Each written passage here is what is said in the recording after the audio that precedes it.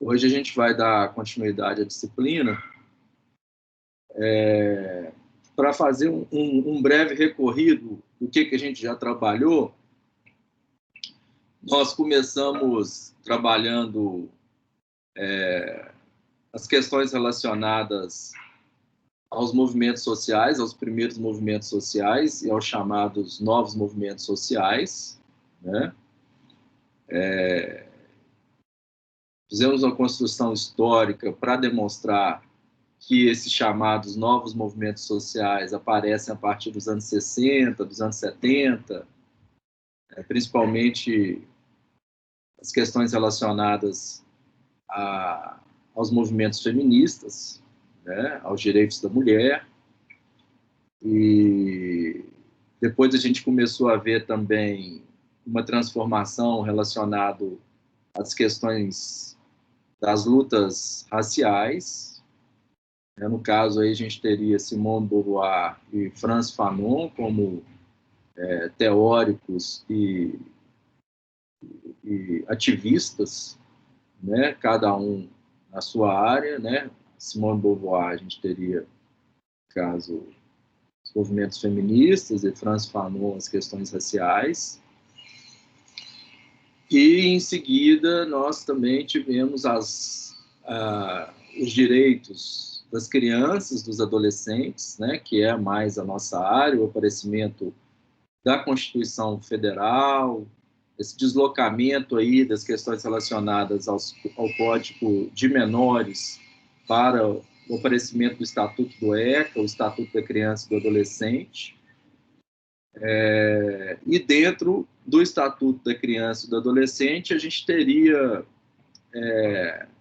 as medidas socioeducativas, né? Além dos direitos e deveres, a gente teria as medidas socioeducativas, que são a internação, a semi-liberdade, o reparo ao patrimônio público, a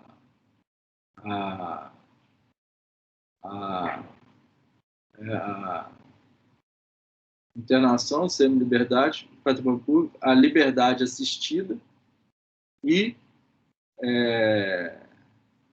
a advertência, né, que não é nenhuma punição, é uma advertência só. A advertência, o adolescente que comete um ato infracional, ele é chamado pelo juiz e o juiz, vamos dizer assim, puxa a orelha dele. A liberdade assistida, o adolescente, o jovem, ele tem que ir uma vez por semana conversar com um pedagogo, um psicólogo, um assistente social, que são os técnicos de referência desse jovem, né, para o jovem ir para o Estado e acompanhando, né, de que maneira que esse jovem está conduzindo a vida. Por isso que se chama liberdade assistida.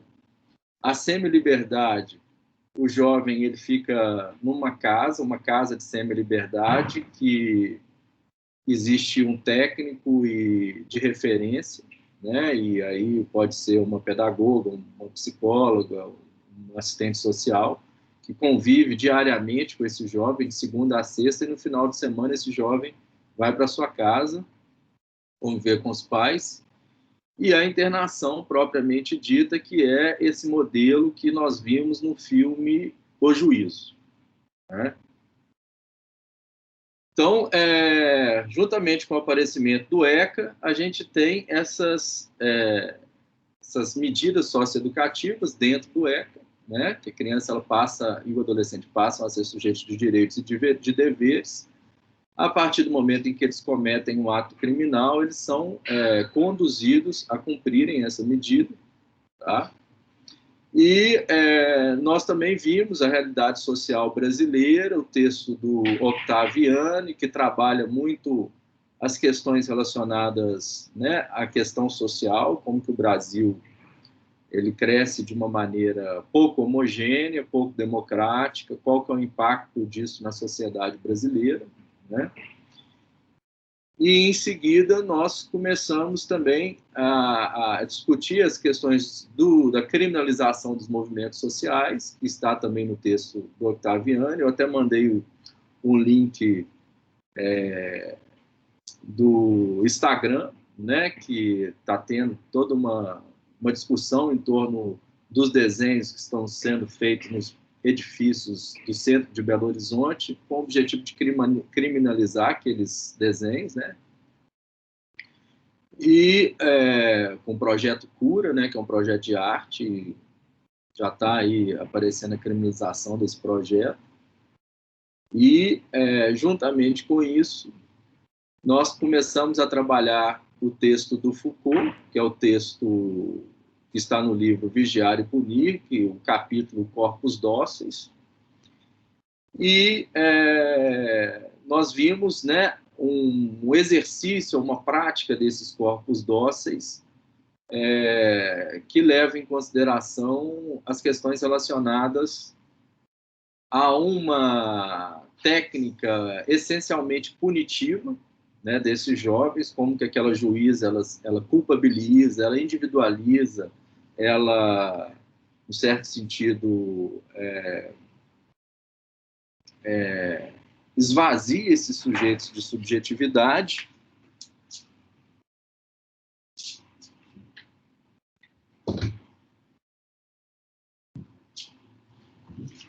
Ela esvazia esses sujeitos de subjetividade. Né? E uma outra prática, uma prática de educação social, no caso, a gente teria a prática do educador social Gustavo Jardim, que trabalha com uma experiência de vídeo, né?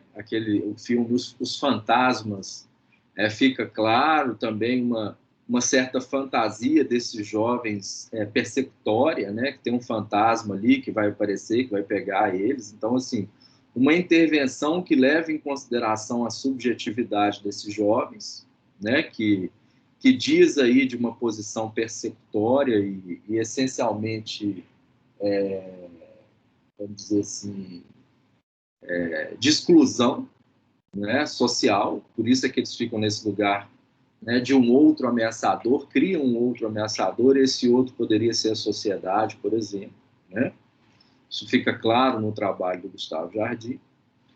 E essa outra prática que nós vamos trabalhar hoje, que a metodologia é conversação, e que traz um pouco desse grupo, um grupo de meninas que cumprem medidas socioeducativas de internação dentro do São Jerônimo, né? E que eu e as minhas bolsistas, nós fizemos uma intervenção com essas meninas, um grupo de conversa num período aí de 1 ano, para tentar entender e ajudá-las, né, com relação aos conflitos e às dificuldades que elas vivem. Né? Tá claro, assim, um pouco o trajeto, né, que eu fui trabalhando com vocês. Vocês visualizaram um pouco esse caminho que nós estamos traçando aí durante a disciplina? Uma pergunta para vocês: o que vocês estão achando?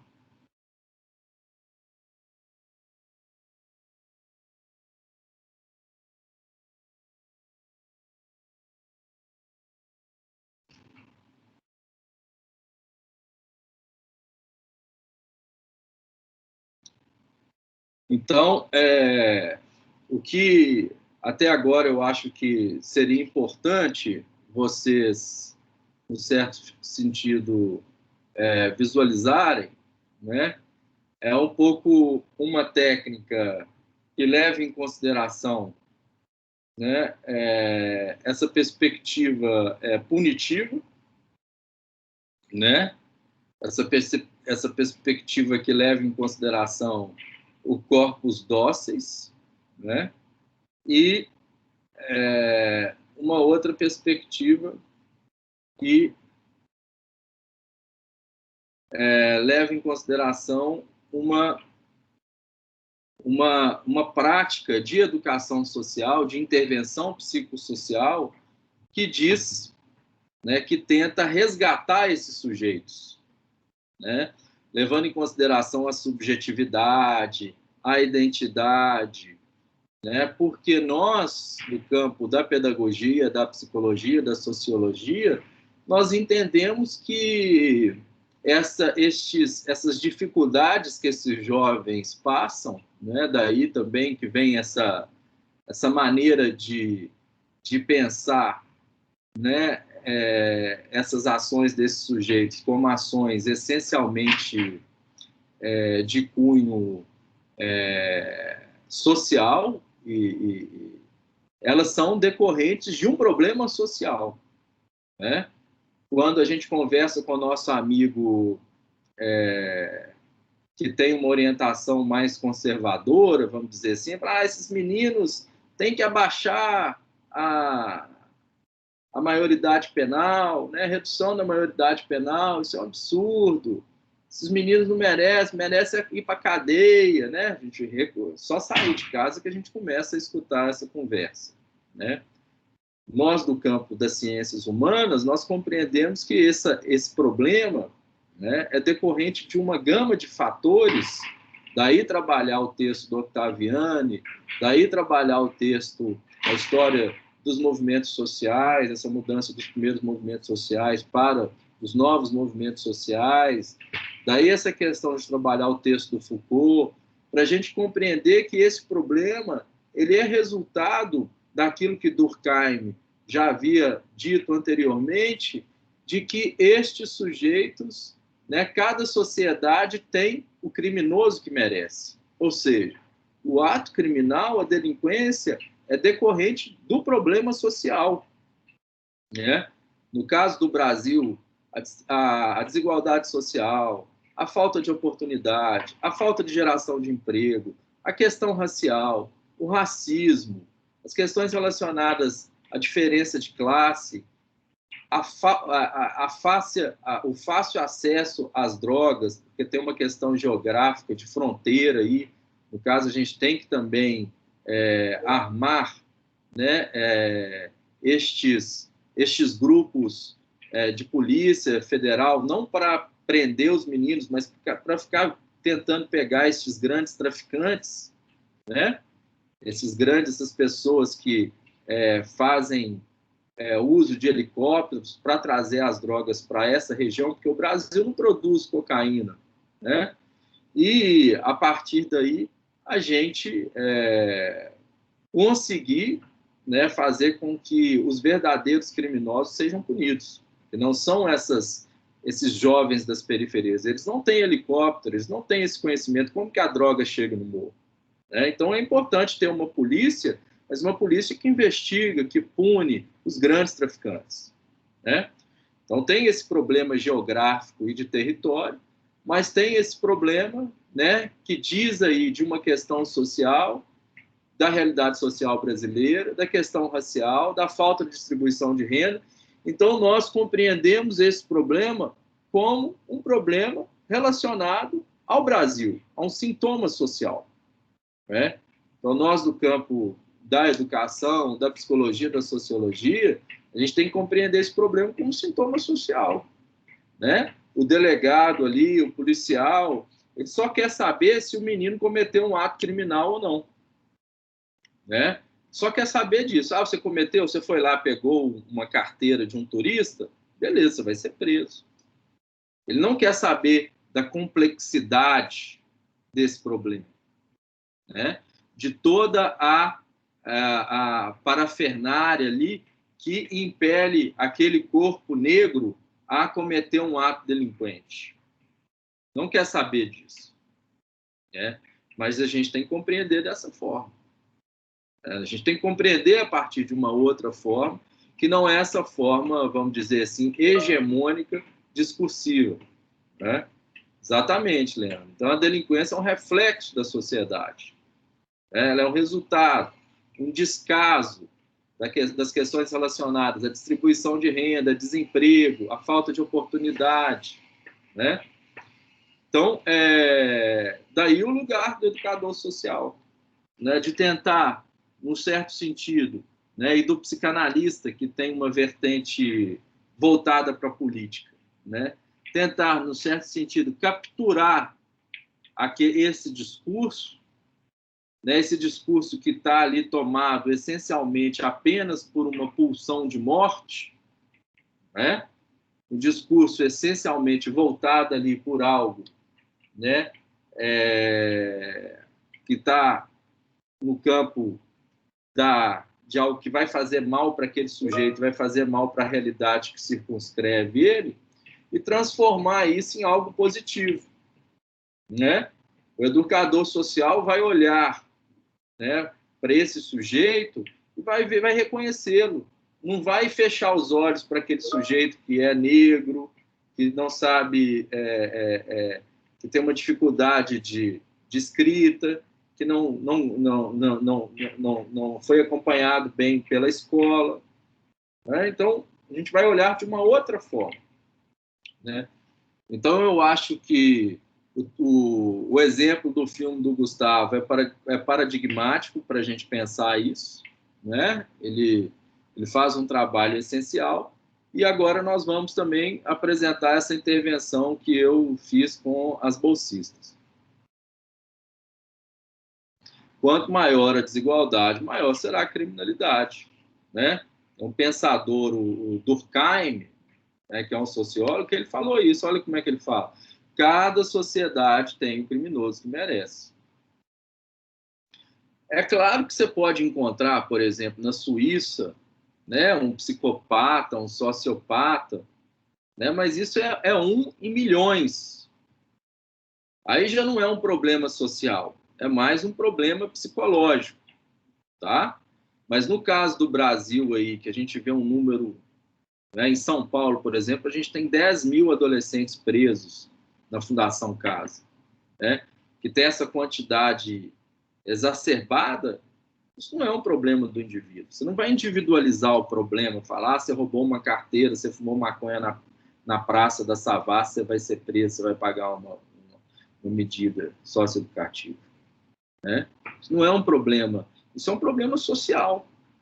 Vocês conseguem compreender isso? O que vocês acham dessa reflexão? Para a gente não entrar nessa posição aí que leva em consideração apenas o indivíduo, mas a gente leva em consideração a sociedade. O que vocês acham disso?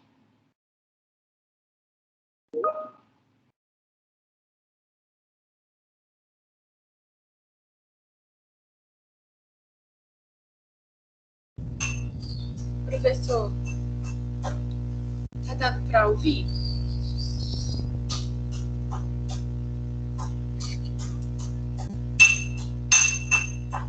Eu estou ouvindo. Sim, Maíra, estou ouvindo, pode falar. Eu acredito que essa elaboração desse discurso, um viés que a sociedade tem o criminoso que, vamos dizer, que merece, eu acredito fundamentalmente que isso é real. Mas eu acredito também que a estrutura familiar vem desse processo de uma sociedade que segmenta e de um processo do privado, da relação privada, né, da vida privada, que não reconhece esses conflitos dentro da relação familiar. Você consegue entender? São conflitos de controle, de abuso, ou são conflitos pela ausência de afeto. Peraí, passarinho, eu já vou, tô falando. A toalhinha tá aí do seu lado. Maíra, eu acho que tem uma questão familiar também em jogo, né? Mas o próprio Estado, ele tem que garantir para a família, por exemplo, mamãe, ela começa a ficar nervosa quando ela não tem comida dentro de casa para dar para os filhos, né? Quando ela não consegue arrumar emprego para trabalhar, quando ela não tem uma creche boa para deixar os filhos e ficar tranquila enquanto ela trabalha, quando ela também é explorada enquanto empregada doméstica numa casa de família que deixa tudo sujo e tudo bagunçado e ela chega em casa e ainda tem dupla jornada, né? Ou seja, as próprias condições de trabalho das famílias que têm, algumas que têm, que não são todas que têm, né? Elas são decorrentes de uma omissão do Estado em tentar garantir direitos para esses sujeitos, né? Então, é uma bola de neve, né? Se você, por exemplo, vê que os boletos estão chegando na sua casa, você não vai pagar, você começa a dormir mal, né? Se o marido, vamos dizer assim, largou a família e, né, porque ele aí tem uma autoestima baixa, não tem uma assistência psicológica, inclusive para ele entender porque que ele está querendo sair de casa, né? Não tem ninguém para conversar, ele vai, larga a família, começa a... né, desaparece, né? Porque não tem emprego, ou seja, uma gama de coisas. Aí esse adolescente começa a crescer, 15, 16 anos, ele conhece uma pessoa ali na rua dele que já está ganhando dinheiro, comprando moto e tudo, e aí ele começa a vender também, porque esse colega ofereceu para ele, e ele pode ajudar a comprar o leite para a família ou para a própria filha dele que acabou de nascer, né? Ou seja, é uma gama de possibilidades ali que começa a acontecer porque o Estado, num certo sentido, ele não está chegando em todos os lugares, né? O que a gente vê hoje no Brasil, a formação de milícias, essas outras tipos de organização, onde o Estado, que deve garantir direitos e deveres para o cidadão, saúde e educação, ele não consegue, não tem esse interesse também, né? Porque aí a gente começa a ver uma grande parcela da população que o Estado não tem interesse nenhum, né? Como se eles estivessem ali ao léu, né? Assim, como se vamos pensar nessa questão relacionada ao emprego, né? A gente vê um grande número da população de desempregados que é como se as empresas falassem assim, ó, se você quiser ficar aqui, você pode ficar, se não quiser, desse jeito que eu estou colocando, tem uma fila aí de 100 pessoas querendo trabalhar no seu lugar, né? Então é interessante também para o neoliberalismo e para o Estado ter essa grande parcela aí de pessoas sem oportunidade para ter uma demanda imensa, né, de pessoas que podem suprir, vamos dizer assim, essa falta de oportunidade, né? Você entende isso que eu estou te falando? Eu entendo, professor, eu entendo muito, pensando nas realidades dos invisíveis, dos que não têm serventia, como Foucault fala, né? Que são, vamos dizer, descartáveis, né? E o tempo para eles é o ócio. Tantas pessoas com problemas psicoemocionais, que eu estava lendo eu estava assistindo um filme, O Grito da História, de uma história de uma pessoa com sofrimento mental, que eu também não sei se é a palavra certa para falar, mas com esquizofrenia.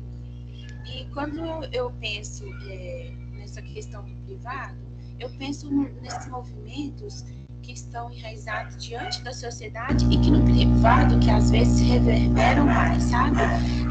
Relações familiares que estabelecem abuso, violência, controle, imprimindo poder nas relações a partir, geralmente, das relações, às vezes, da liberdade de consumo, e não da liberdade de associação, como o Rony te discursa, sabe? E aí, eu vejo...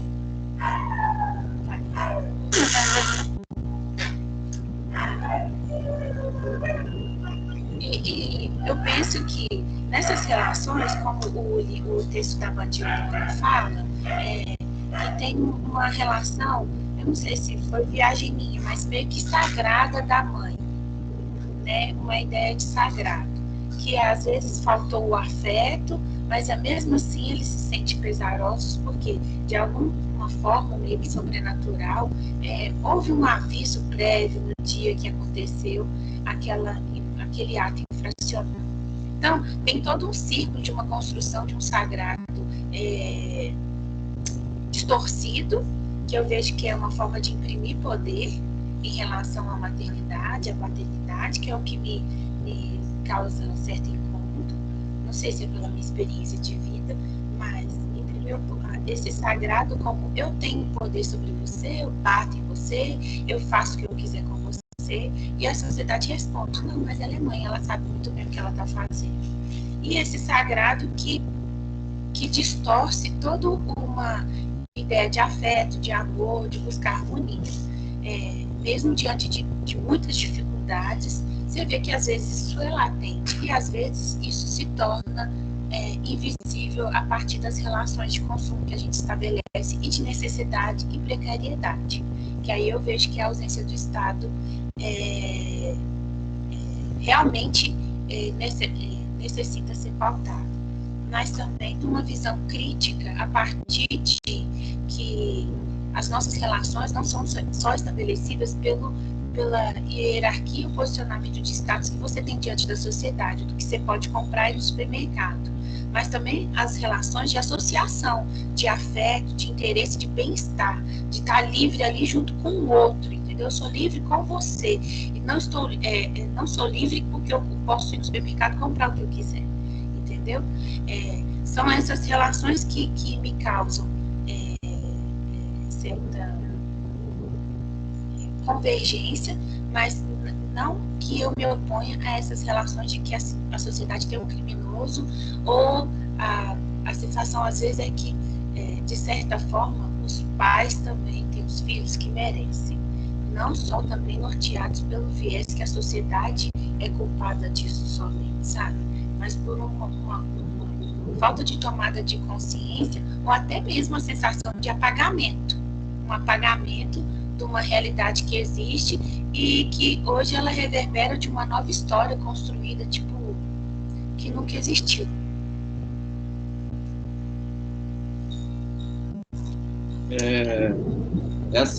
Essa teoria que você está trazendo, né, é o Axiom Honneth, né? Ele trata disso, né, de uma maneira muito interessante. Como que ele vai fazer? A gente vai pensar também um pouco desse lugar do educador, né, ou do psicólogo, do sociólogo, do psicanalista, que tem essa prática voltada para a educação social e para os impactos, né, sociais em um determinado grupo social. Ele trata dessa ideia do reconhecimento, né? Ou seja, como que nós vamos produzir práticas de educação psicossociais, da psicanálise, que vá trazer alguma coisa da subjetividade desse sujeito, né? Nós vamos reconhecer esses sujeitos da forma que eles são, né? Daí o livro dele se chama A Luta por Reconhecimento, né? E então transformar, vamos dizer assim, determinadas posições que são posições extremamente destrutivas e que lesionam, né, a subjetividade desses grupos em discursos, né? Daí, por exemplo, se a gente for trabalhar com esses jovens da periferia, o que pode ser uma potencialidade para esses jovens? Né? Como que isso a gente pode transformar algo em potência, algo vinculado a um certo discurso, o discurso, né, da realidade da periferia? Vamos pensar então no hip hop, no grafite, até mesmo no picho, né, em questões relacionadas ao próprio funk, que são realidades, né, que dessa cultura, da cultura juvenil da periferia, né? Daí essas ações de transformar aquilo que está fazendo mal para ele, para a sociedade, em uma prática discursiva, É o que a gente encontra, por exemplo, no Desembola na Ideia, que é essa instituição aí que trabalha com esses jovens nessa perspectiva. Então, tem um cunho, uma dimensão de reconhecer eles da forma que eles são, né? Vamos pensar, por exemplo, numa escola que não tolera, por exemplo, um jovem que resolve escutar funk, né? O funk diz da realidade da periferia desse jovem, né? A gente pode não gostar, achar que, né, que isso não atende aos gostos, né, de uma classe branca, europeia, que gosta de músicas sofisticadas, tudo bem, mas isso é a cultura de uma determinada parcela da população, né? De um professor que gosta, formado em português, que gosta de Caetano Veloso. Não adianta ele levar um Caetano Veloso para esse grupo social, né? Eles não têm interesse, a cultura deles não passa por aí, né? Isso que você está trazendo também, dos jovens assimilarem muito essas questões relacionadas ao consumo, né? O consumo ser, vamos dizer assim, algo, inclusive, exacerbado por esses jovens, né? Alguns têm colar de ouro, tênis Nike, blusa da Lacoste, né? Assim, porque eles acabam assimilando, acham assim, ser reconhecido é consumir, né? Isso que você está trazendo. Eles fazem uma distinção, porque a sociedade fez isso, entre ser e ter, né?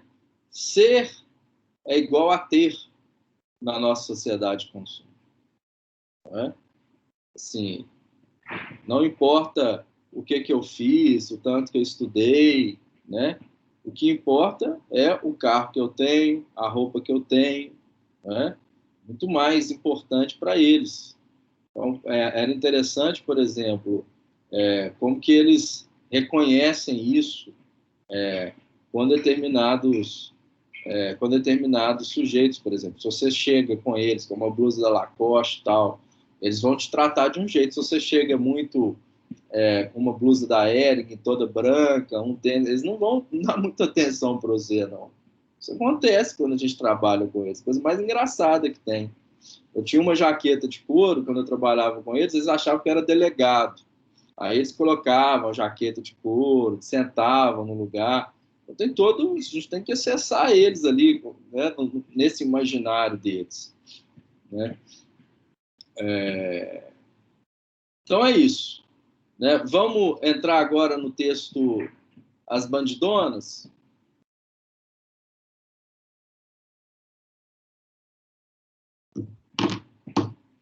Podemos?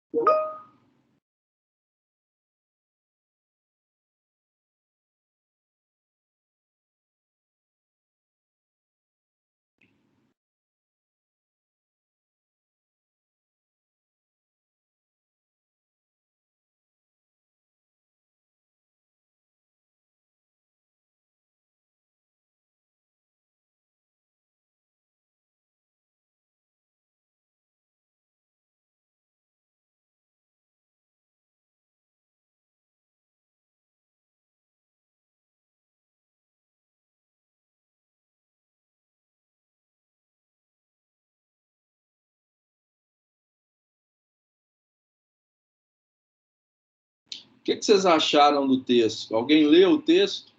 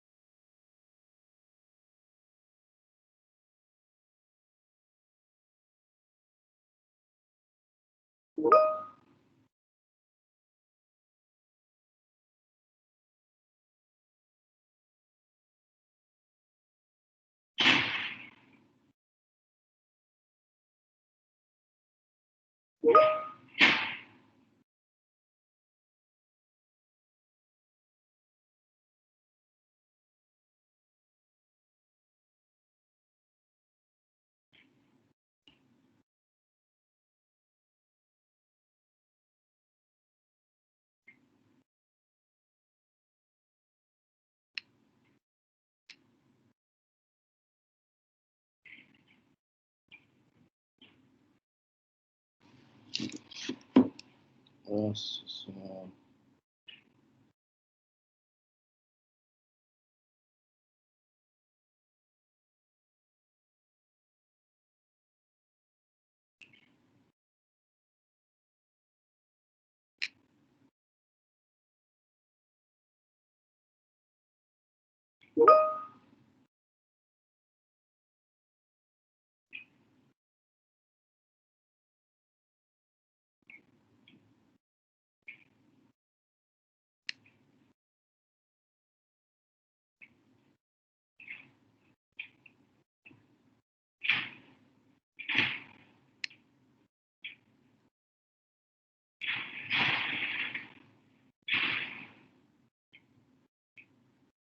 Exatamente, né, Isabela? Como é que a questão do feminino aparece, né?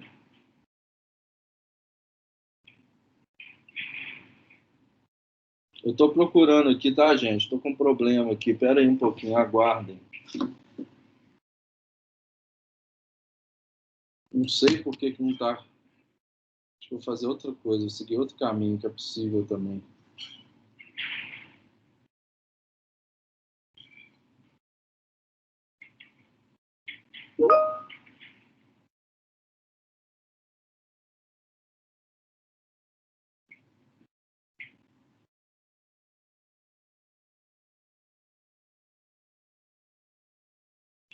Por aqui, ó. Vocês estão vendo a minha tela?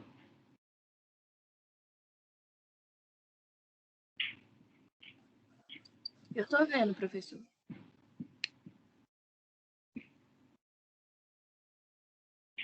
Bom que vocês vão vendo como é que eu sou desorganizado.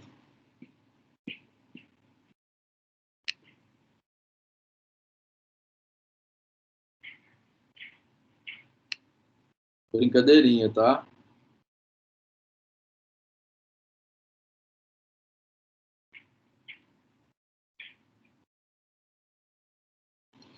Então, comecei para ser bandidona, bonitona, a criminalidade e as escolhas da feminilidade. Vocês estão vendo agora? Sim. Sim?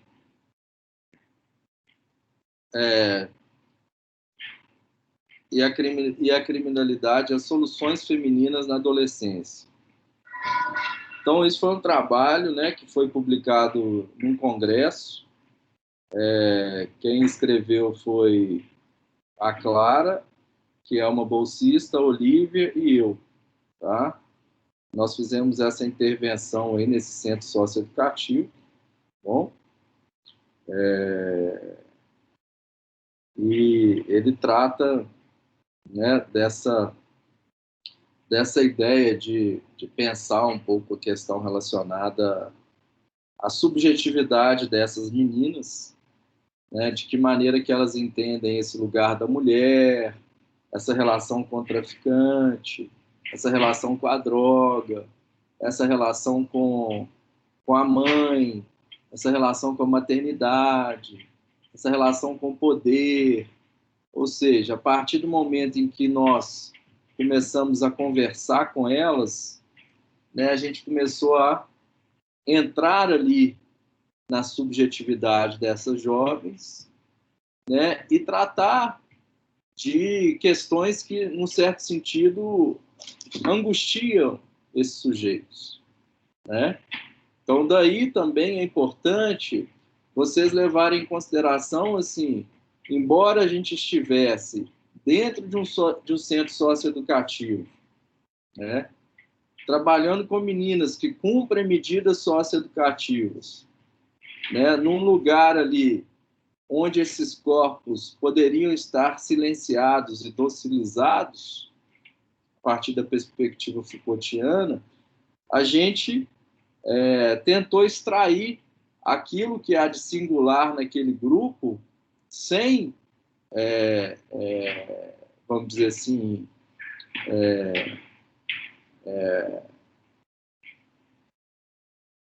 repetir, né, essas relações de poder que são extremamente catastróficas, né, que giram em torno da culpabilidade, da segregação, né, e tentar entender o problema de uma forma mais ampla. Então, quando elas falam, a gente tem uma dimensão de como que são, o que de certa forma levou esses sujeitos a cometerem esses atos infracionais, né? Vou pensar ali como que elas falam da questão da relação no tráfico, a relação com a mãe, a relação com a droga, ou seja, uma gama de fatores ali que, de certa maneira, conduziu esses sujeitos a cometerem esses atos, né? Eu acho que isso é decisivo aí para a gente compreender essas questões, né? No estado de Minas Gerais, há apenas uma unidade socioeducativa de internação feminino, o Centro Socioeducativo São Jerônimo, que recebe garotos de 12 a 18 anos para cumprimento de medida de internação e de internação provisória. Nesse trabalho, voltaremos para a nossa prática de conversação com adolescentes em cumprimento de medidas socioeducativas, né? E como que é essa prática de conversação? A prática de conversação, ela não é um discurso pedagógico pronto, né? Igual, por exemplo, a gente está assistindo uma aula de um professor, né? O professor ele vai falar o tempo inteiro e a gente vai anotar aquilo que ele está falando. A prática de conversação, ela produz um giro discursivo, né? Ela, num certo sentido, ela dá voz a esses sujeitos invisíveis, né? A gente quer que eles falem, não nós, enquanto professores, mas a gente quer que esses sujeitos eles comecem a falar, né?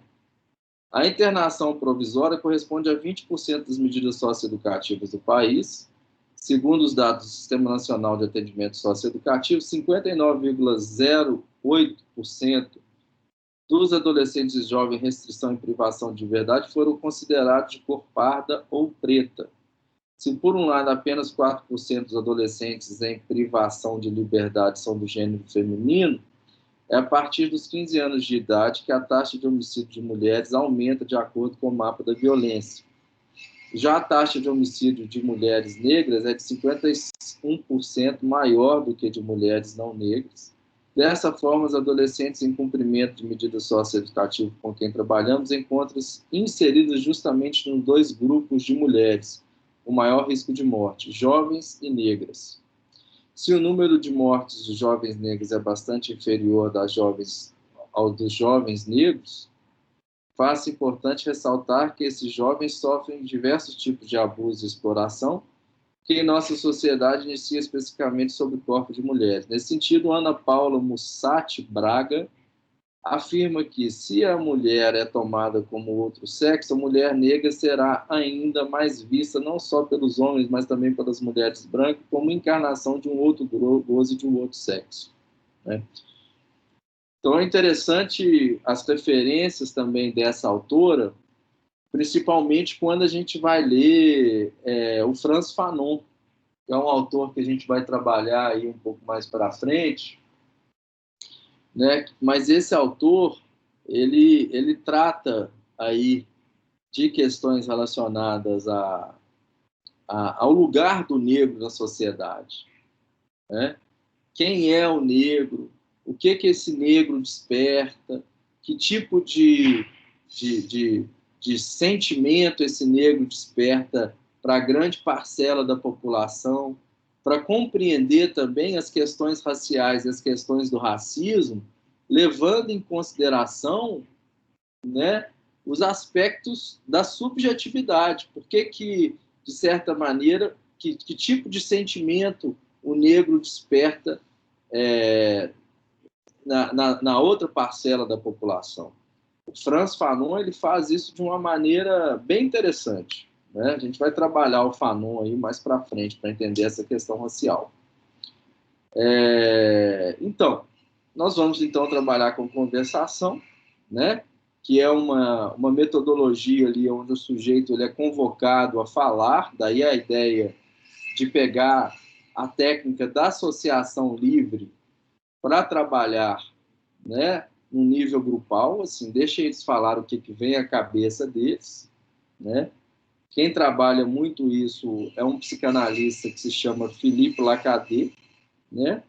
Os grupos são orientados, portanto, pela pergunta: qual é a treta?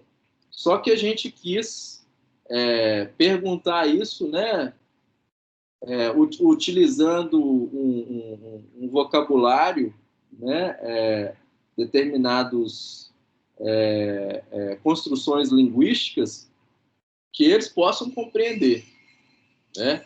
Daí toda essa questão do léxico e da linguística que diz da realidade desses sujeitos. Então a gente vai tratar isso nesse nível, assim, qual é a treta, né? O grupo vai chamar então qual é a treta, né?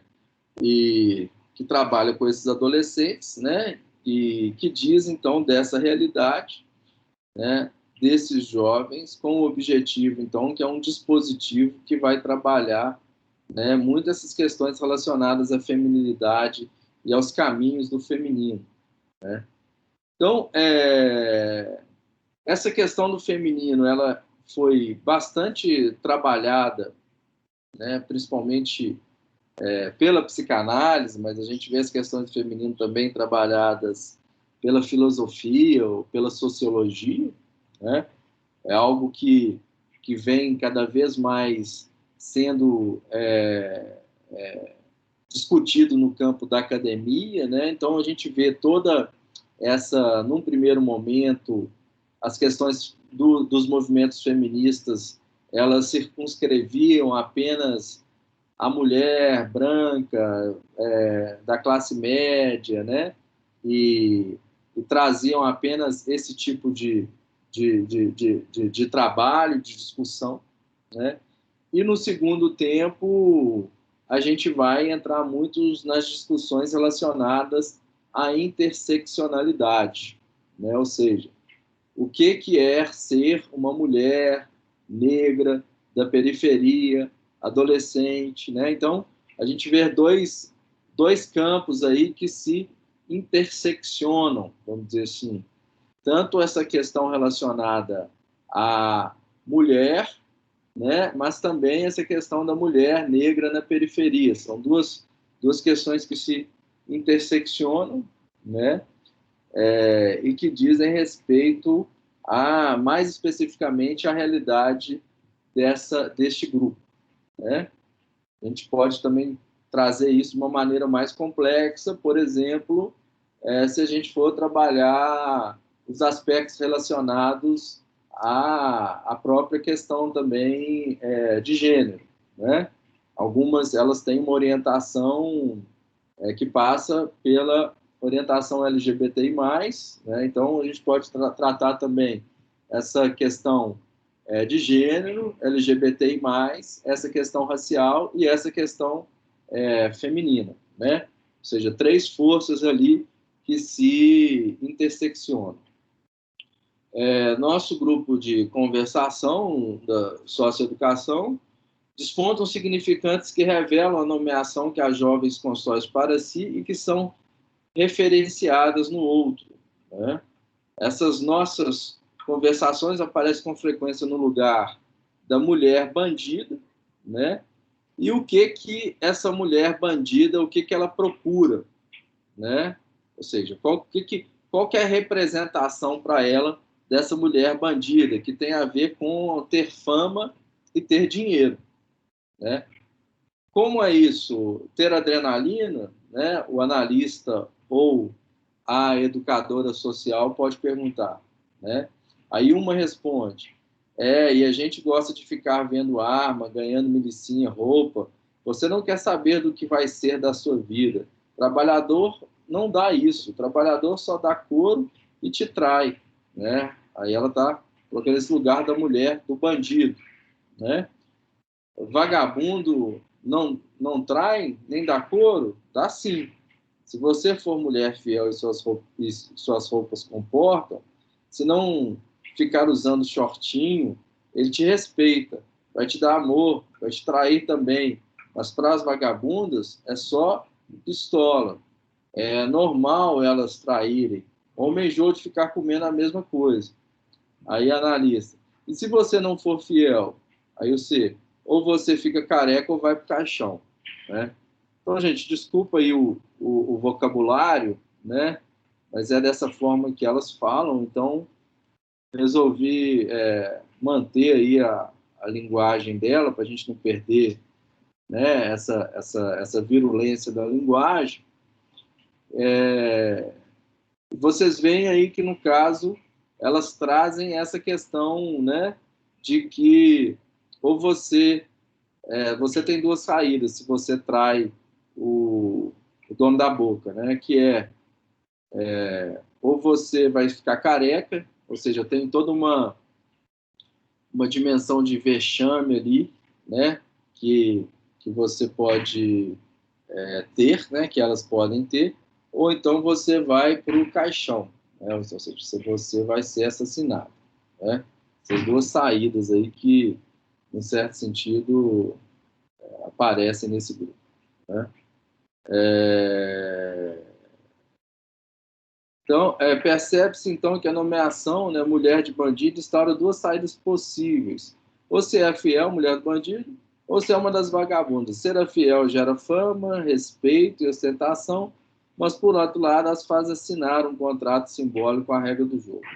Ficar careca ou morrer, como foi apontado por uma delas, para se relacionar com o bandido. Ser fiel do bandido parece ser uma forma de se destacar de um grupo, as vagabundas, para estar com o bandido. Você não quer saber o que vai ser da sua vida. Esse contrato implica um bom comportamento e fidelidade, e se não cumprir, as consequências são violentas e mortíferas. Nesse mesmo encontro, adolescente C, em um outro momento, fala sobre o dinheiro. Eu sei que crime é ilusão, mas eu dou cada rolé doido. Eu sei que não vou chegar aonde quero, mas é doido demais ter dinheiro. Eu não vou parar de vender droga, né? Daí essa questão também que a Maíra trouxe aí, né? Como que o dinheiro ele vai subvertendo, né? Ter dinheiro, roupas e outros bens aparece também como frequência quando as adolescentes falam de suas relações com bandidos e sobre as vantagens de ocupar o lugar de fiel nessas relações. Se na relação com o bandido o dinheiro é ganhado, quando as próprias adolescentes trabalham no tráfico para conseguir o dinheiro, eles parecem adquirir algumas nuances diferentes, como uma das garotas que diz: dinheiro de tráfico não é fácil, tem que fazer altos corres, fugir da polícia.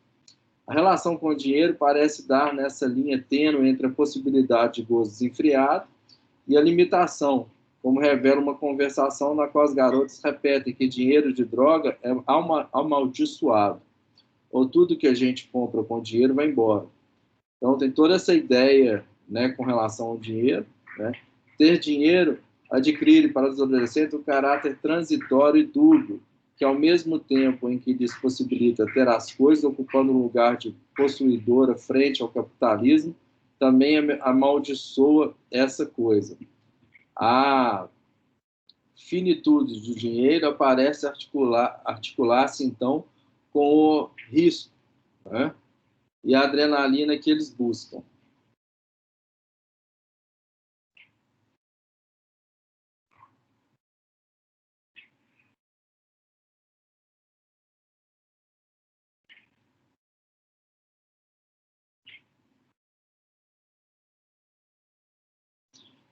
É bem efêmero, né? Uma questão bem efêmera aí, né, Maia? Né? Essa efemeridade, né? E que a gente coloca também como uma certa errância, né? São sujeitos ali que essa dimensão da morte e do medo não aparece ali de uma forma subjetivada ali, como um certo receio da morte, com medo, né? Eles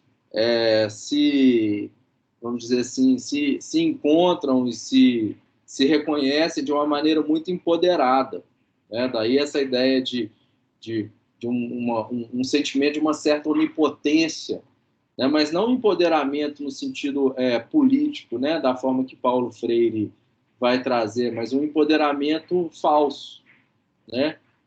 Que a gente chama de um empoderamento imaginário, né? Ser a bandidona, liberdade de poder cobrar, né? Então também, né? Ser a bandidona se destaca entre as outras mulheres como objeto de gozo do homem. Ser a bandidona parece ser uma alternativa à posição de objeto e permite uma suposta posição de poder, né? Então, essa questão agora, né? Eu ser a bandidona é diferente de eu ser a mulher do bandido, né?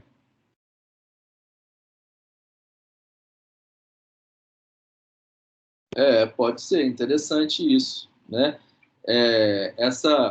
O adolescente já tem um pouco essa característica, né? De ser um sujeito que vive muito no presente, né? Então essas outras, né? Subjetividades assim, elas não têm assim um plano, né? Por exemplo, a minha filha, por exemplo, você chega para ela e pergunta, né? Que é uma menina de 4 anos. Se eu chegar para ela e perguntar assim, o que você quer ser, né? Quando você crescer, ela vai falar assim, eu quero ser bombeira, né? Ou seja, ela já tem alguma profissão ali que ela busca ser, né? Aqui a gente não vê isso aparecer, né? Eu quero ser médica, eu quero ser engenheira, né?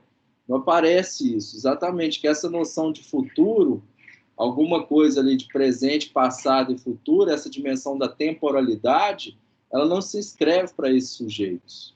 É exatamente isso que você está colocando, né? Tem isso.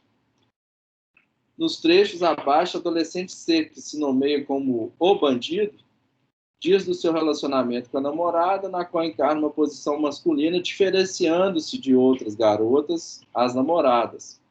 Ela inverte a posição acima descrita, buscando ocupar a posição normalmente atribuída ao bandido. Então, ela fica nesse lugar de bandido, né?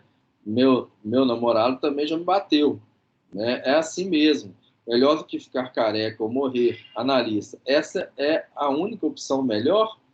É porque todo mundo aqui namora com bandido. Eu não. Eu sou bandido, mas eu também sou bandido. A minha namorada não vai dançar na festa junina. Já falei com ela. Eu não vou deixar. O homão dela não vai deixar. Homão não, mulherzona. Eu que mando nela. Então, aí, uma outra posição, né, que é essa posição mais fálica. Parece, então, que ser bandida, mulherzona, etc., constitui-se como uma das posições femininas possíveis diante do real que incide sobre esses jovens. Para ela, não se trata necessariamente de uma posição vinculada à orientação sexual ou identificação de gênero. Por vezes, trata-se da ideia da mulher toda, para quem a atenção isolada se volta, como diz uma das adolescentes, eu também comecei a envolver com a criminalidade para ser bandidona. Bandidona tem gente que faz isso para chamar a atenção do pai e da mãe. O crime parece, portanto, oferecer algo que não se conseguiu na família.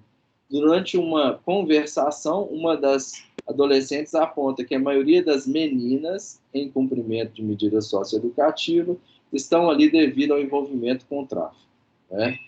Aí começa a aparecer aí essa questão aí, né? O tráfico ser, vamos dizer assim, né? Ocupar uma porcentagem grande aí do cumprimento das medidas, né? Aqui todo mundo é tráfico, menos 2 que são agressão e homicídio. A escola expulsa filha da puta e o crime nos adota. Eu acho essa frase paradigmática, né? Que é interessante, né? A escola expulsa a escola filha da puta e o crime nos adota, né? E quem entra para o crime começa a se achar, empina o nariz. Então, assim, todo um efeito, assim, né? Para elas não é interessante estar numa escola, né? Não é interessante ser, né? Ou seja, o que dá status ali na periferia é você estar no crime, É muito curioso isso. Como é isso? Ser adotada pelo crime faz empinar o nariz? É o poder, todo mundo te respeita. Você pode cobrar se não te respeitarem. Então tem a ver com poder cobrar, tem a ver com dar porrada, né? Então, você percebe também como que os valores, no certo sentido, estão invertidos. Né? Vocês conseguem visualizar um pouco isso? Né? Tem uma inversão ali, assim. Os valores de uma sociedade, o que é, de certa forma, ser, né, respeitado e tudo, passa por alguma coisa que esses sujeitos assimilam a partir de um discurso que é o discurso do narcotráfico, não é o discurso do Estado, não é o discurso da sociedade, da família, da moral, né? Passa por um outro caminho. Né? Eu acho isso impactante a gente pensar assim de que maneira que aparece esse tipo de organização, né? O crime permite que passem assim de filha da puta para alguém que é respeitado, se não é, pode cobrar, bater pelo respeito, como se o crime instaurasse uma lei que permitisse alguns direitos que a lei dos homens não fornece. Como diz uma jovem, igual na lei dos homens, tem que cumprir no crime também. Tem que fazer o certo. E se fazer errado, tem que cobrar. Em seguida, duas outras adolescentes pontuam. Ficar devendo é a pior coisa. No tráfico, dá para cobrar. Você cobra de quem é menor que você. Só não pode cobrar de quem é maior. O poder não garante o respeito, mas permite que ele seja cobrado. Para os adolescentes, o crime proporciona um lugar de poder, mas tem também suas regras que assemelham das regras do jogo no relacionamento com o bandido. São mortíferas. Assim, há um limite na cobrança que reenvia ao próprio risco da posição delas. Né? Muitas garotas falam sobre a culpa que sente em relação à mãe por estarem internados no sistema socioeducativo. Aí vem também essa questão da mãe, e aí falam, né, nós somos a ovelha negra da família. Uma questão aqui da Maíra. Professor, pode pensar que essa intervenção é de uma vida curta, mas com garantia de poder viver com uma certa dignidade. No caso, a dignidade seria uma inversão em ter por respeito. Tem alguma, né, uma linha também, Maíra, né, que pensa assim, né, essas pessoas elas estão numa posição tão deteriorada, né, que o próprio narcotráfico, vamos dizer assim, é uma resposta de resistência, né, a essa vida tão indigna que esses sujeitos vivem. Né? Vamos dizer assim, é um ato revolucionário, né? A gente usar uma referência também do Elliot Sica, né, que tem aquela frase dele, seja herói, seja marginal, né? Então, esse caminho da marginalidade já é um ato heróico ali para uma vida tão indigna que esses sujeitos vivem, né? O que vocês acham dessa leitura, assim, de uma coisa um pouco Robin Hood, né? Elas pegam o dinheiro, mas dão para a família, dão para a comunidade, né? Então tem um pouco essa leitura, né? De ser um ato de resistência, né? É algo possível também por aí, né? Boto fé demais. Vocês acham, tem gente que acha que é interessante essa análise também, que passa por aí? O que vocês acham?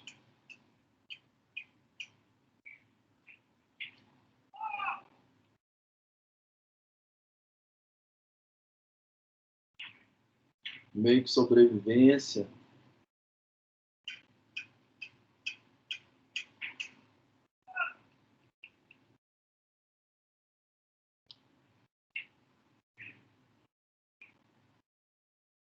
Isabela também acredita.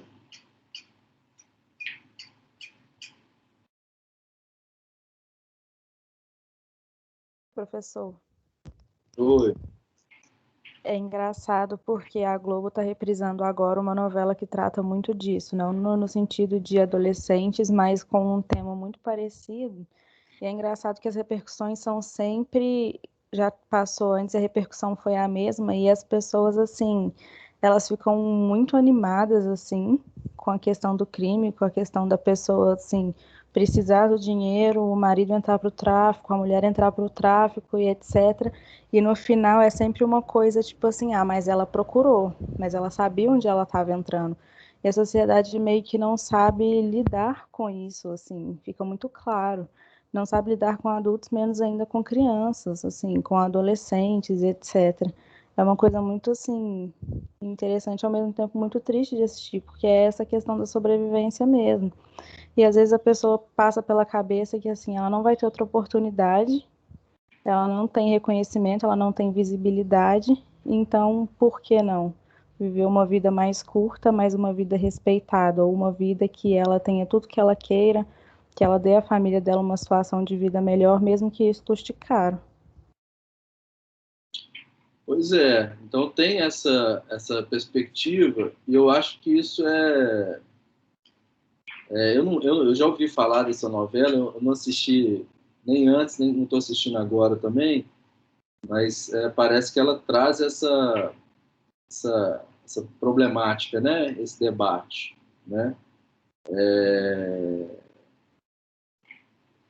Mas eu acho que é importante também a gente ver que isso que a gente estava falando no início, né? Que isso é um sintoma social, isso é um sintoma da sociedade, e vocês, né? Quando vocês compreendem isso, né? Como essa ação, seja herói, seja marginal, como uma ação de heróica, né? Positivizando isso, né? No certo sentido, né? O delinquente ali como algo que é visto de uma maneira positiva, né? Eu até estava vendo aquele documentário do Hector Babenco, que vai concorrer ao Oscar, feito pela Bárbara Paz, e o Hector Babenco comentou que ele tem uma certa fixação pelos delinquentes e pelos marginais, né, que eu acho que ele retrata, ele tem esse tipo de leitura também, né, quando ele começa a compreender nessa perspectiva. Então é aquele sujeito que, vamos dizer assim, ele consegue desvincular de todas as amarras, né, de poder, né, e que é visto aí a partir dessa ótica, né? E é interessante isso que você está falando, Maíra, porque a gente pode compreender que até algumas famílias, né, elas sabem que os adolescentes eles estão ali envolvidos com o tráfico, mas elas não... existe ali uma relação tácita ali, um certo pacto, né, onde ela tem ali um ganho com relação a isso e que eles não se opõem a esse comportamento dos adolescentes ou das adolescentes, né? Porque tem um certo ganho também, sabem ali que estão trabalhando no tráfico, mas aquilo é uma renda, né? Eu participei de de um encontro também da Brand, que é a Associação Brasileira Multidisciplinar sobre Droga, e ela também traz muito essa perspectiva, né, de que eu vi uma apresentação lá de um etnográfico, de um antropólogo, né, um etnógrafo, que, por exemplo, com relação ao PCC, né, na periferia da Grande São Paulo, por exemplo, existem famílias inteiras que trabalham em torno dessa indústria da droga, né? Então, as mães de madrugada, elas pegam a cocaína para colocar a cocaína no pino, né? Então, assim, não é só o adolescente, mas são famílias inteiras e ruas, né, e bairros inteiros que estão ali trabalhando com aqueles sujeitos, né? Que fazem parte do PCC, que, inclusive, alguns, né, que são presos, eles pegam a toalha, pagam a toalha para o PCC entregar na prisão, a pasta de dente. Então, tem toda uma gama de... Tem uma indústria por trás disso também, que não só esses adolescentes, né? Então, assim, é uma coisa muito complexa mesmo, né? Quem tiver interesse aí de pesquisar um pouco sobre, né, a BRAND, ABRAMD, né, Associação Brasileira Multidisciplinar sobre Drogas, né? Eu queria ajudar todo mundo lá em casa, eu queria ser o pai da casa, aí com 12 anos já envolvi, né? Então essa ideia de ser o pai da casa, né, ser o provedor, ser o pai da casa com 12 anos, né, é que a gente não pensa e ajuda do jeito errado. Eu queria ser pai da minha mãe, queria que ela ficasse quietinha e não fizesse nada. Eu faria tudo para ela. Eu queria agradar minha mãe, mas acabei não agradando ela. Então, esse lugar também de pai de casa, mas também a ovelha negra, né? Eu sou a ovelha perdida da família, a ovelha perdida é por causa das escolhas que a gente fez. Sua mãe te ensina aí na igreja, de repente você sai desse caminho. E quem é desviado do caminho do Senhor? O papai e a mamãe ensinam uma coisa e a gente acaba fazendo outra, né? Mas minha mãe nunca me ensinou direito, né? Nunca me ensinou para não fumar maconha, para não dar, né? Com frequência, a culpa se desvia do desejo da mãe aparece na fala das garotas, né? Muito comum as tatuagens também, amor só de mãe. Vou mandar um texto para vocês que eu escrevi sobre a tatuagem.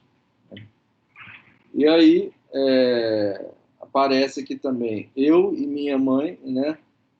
Só somos amigas e eu não vou morar na casa do meu namorado. Quando eu estou em casa, sempre dá briga, minha mãe vem falar que eu fiz algo errado e ela não tem moral para falar. Eu não impunha meu lugar como filho. Como é esse lugar de filho? Tem a ver com querer ajudar. Isso é uma responsabilidade de filho. Aí, ajuda errado. A mãe corrige e a gente não se coloca no lugar de abaixar a cabeça. Tem gente que acha que é só porque a mãe está no caminho errado, tem que seguir igual. É só porque a mãe está no caminho errado, a gente tem que seguir igual. Então tem essa relação também com a figura materna, né? A gente vê essas saídas, né, femininas, né, e como que isso aparece.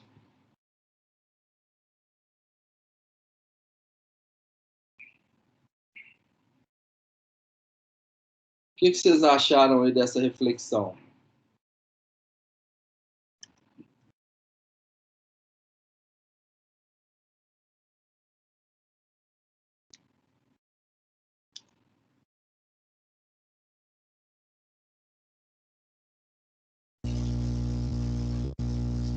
Eu acho que é uma forma de ler Foucault do outro lado, entendeu? Do outro lado, nu e cru. Tipo, esfregando na cara da gente mesmo. De colé, sabe? Interessante.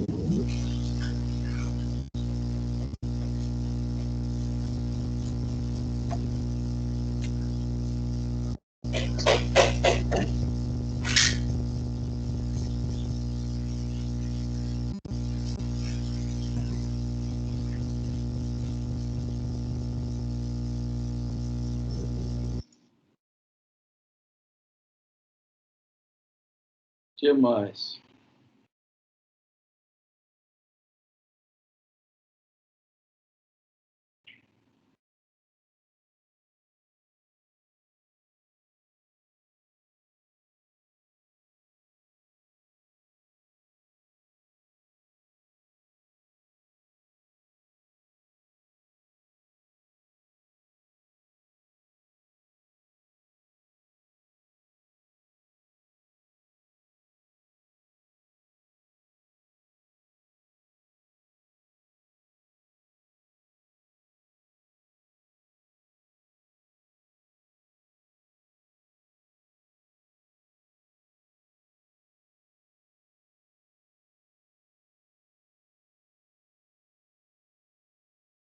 Mais algum comentário, gente?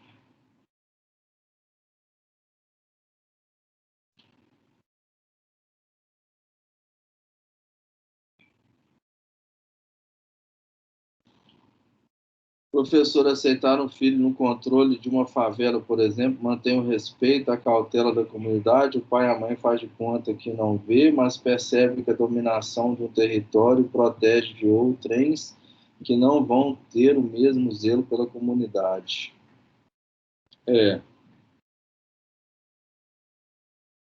Eu conheço bastante essa realidade, principalmente por morar em periferia. Vi meninos que estudaram comigo morrerem e se perderem nas drogas.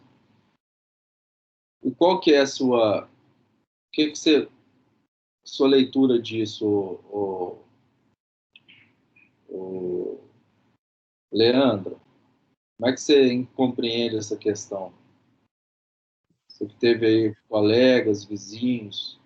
Professor, basicamente do que você disse, assim, eu já tinha uma reflexão bem semelhante de tudo que foi dito, de observar mesmo no dia a dia, meninos que vão para as drogas por não ter o que comer, ou então ter que cuidar dos irmãos em casa enquanto a mãe vai trabalhar, e a mãe ganha muito pouco, né, e não consegue comprar alimento para todo mundo da família, e o pai abandona a família também, não tem o auxílio do pai na casa. Então, assim, é uma coisa que eu vejo muito. Graças a Deus, aqui em casa, nunca aconteceu nada semelhante, assim. Mas é uma realidade muito difícil. E é basicamente isso, professor.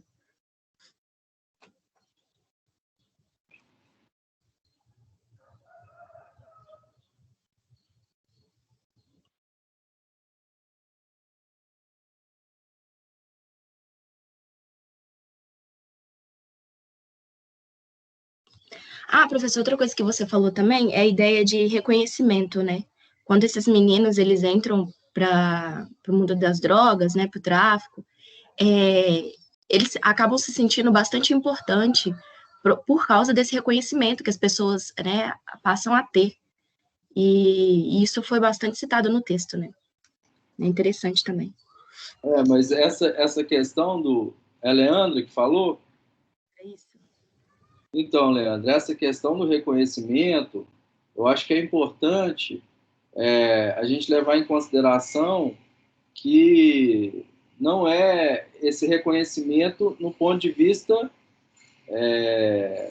do tráfico, né? Quando nós, educadores sociais, a gente quer produzir um reconhecimento, o reconhecimento passa pela questão, vamos dizer assim, de criar outras formas de reconhecimento que não sejam tão negativas para esse sujeito, né? Daí essa questão de trabalhar com a realidade da cultura da periferia, o hip hop, né? O grafite, o picho, né? Que são outras questões relacionadas a essa lógica do reconhecimento. Sim, professor, mas eu citei o reconhecimento em relação ao tráfico, que os meninos acabam se sentindo mais importantes, entende? Quando entram para esse mundo. Porque as pessoas um determinado respeito, porque antes eram eram invisíveis para as pessoas. E quando eles começam a entrar nesse movimento, acredito que muitos sentem assim, sabe? Pelo menos assim, ao observar a realidade deles, assim. Por exemplo, eu acho que essa ideia que a Maíra está falando é forma de reconhecimento porque eles foram retirados, né? Pelo fato daquilo que foi retirado, é por isso que eles ficam atrás também desse reconhecimento, porque eles não foram reconhecidos, né?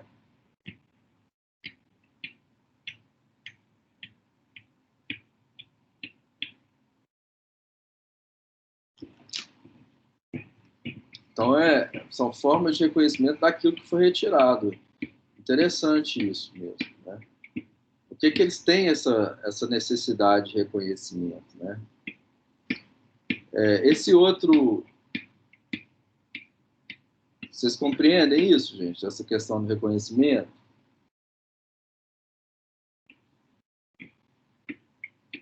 Eu estou tentando assimilar ainda, professor, essa questão desse reconhecimento. Entendeu? Porque eles não têm o reconhecimento porque eles são invisíveis pela sociedade, né? São marginalizados. Enfim, estou pensando ainda um pouco sobre.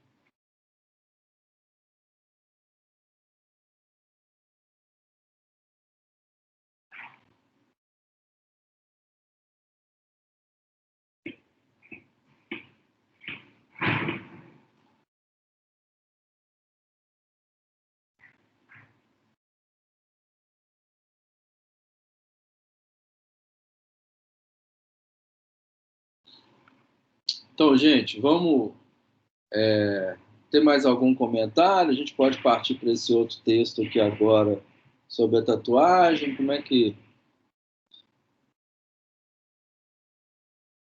Mesmo que a sociedade continue não te enxergando, você tem um lugar na comunidade. Pode sim.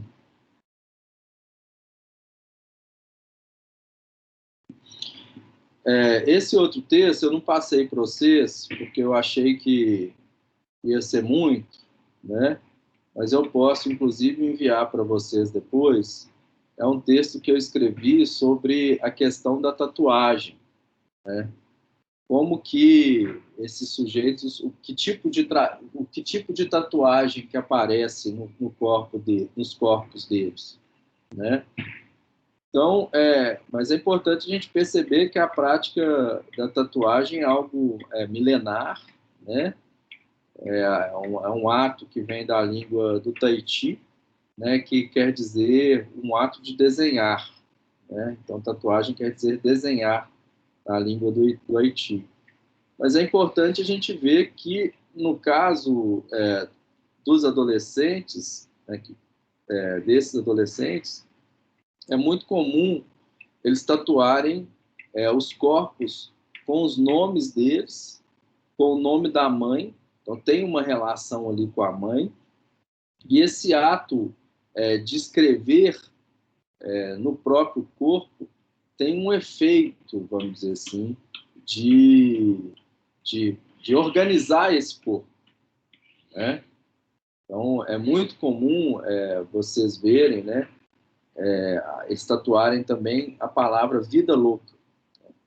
No Brasil, o que se nota na tatuagem desses jovens é frequentemente a referência por frases como amor só de mãe, em geral acompanhado do nome mãe escrito nos braços, assim como a expressão vida louca, imperativo de um tipo de vida por esses sujeitos.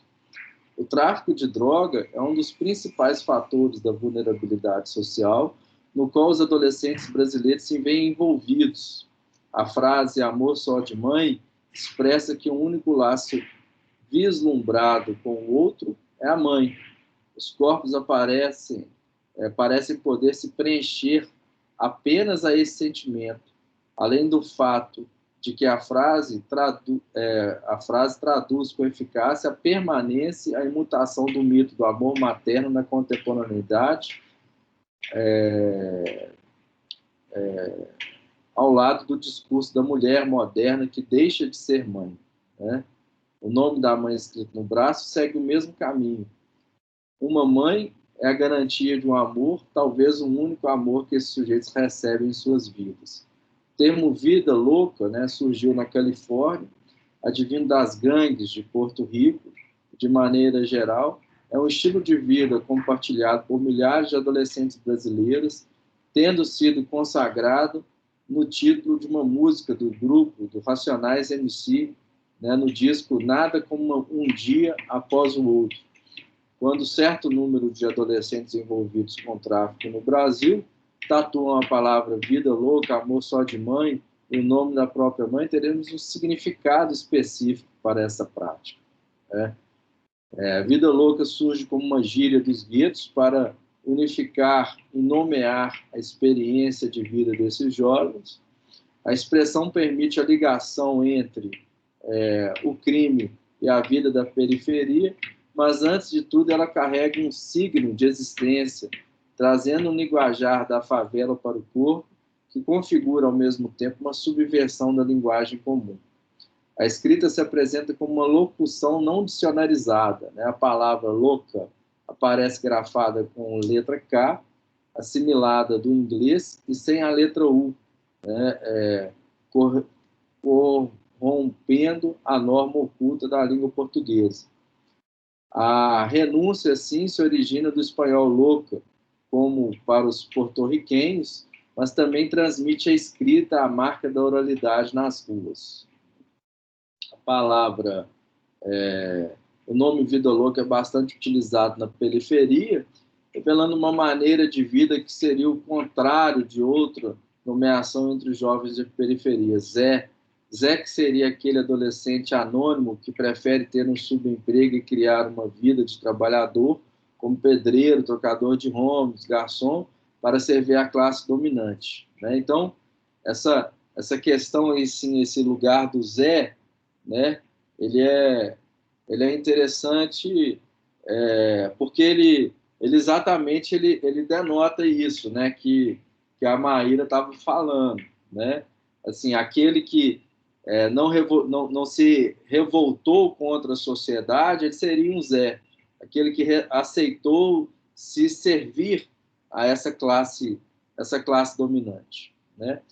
O Vida Louco seria o transgressor que denuncia as desigualdades sociais no Brasil aos modos de um salvador jihadista que prefere atentar contra a sociedade que servir a ela com trabalho submisso. Vida Louco que se confunde com o traficante da favela também ajuda a sua comunidade. Ele dá remédios a uma mãe que precisa para seu filho, ele oferece segurança aos moradores, além de ser o mais desejado entre os adolescentes. Ele financia os bailes funk, os times de futebol, as milícias, né? Outro sentido importante para esses adolescentes seria o palhaço. O palhaço é uma tatuagem que traz a referência de que o sujeito tatuado matou um policial, né? Então, aparece também a tatuagem de um palhaço aqui. Vamos ver aqui. Eu coloquei, né? Eu achei que tinha do palhaço aqui. Então aparece também, né? Vida Louca que confere com o adolescente a religiosidade também, né? Figura de Deus. Ele financia os bailes. Então, uma inscrição limite da vida com a morte que permeia a ação do tráfico da vida. A ausência do tempo como espaço presente e um futuro de corpo, né? Então, toda essa ideia de temporalidade, ela fica extremamente desgastada, né, para esses sujeitos, né?